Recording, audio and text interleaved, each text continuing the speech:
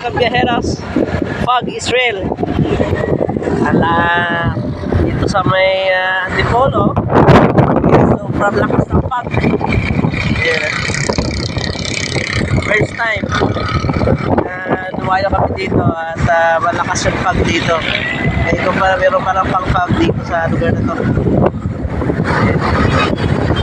Grabe yan sa makita. Yung mga kalsada,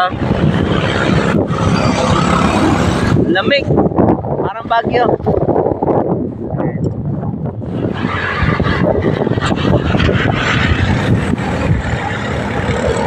Awin na ako, babak to Maynila na ako. Kita ko sobrang lamig pala. Para malamig. Kasi bumaba yung fog sa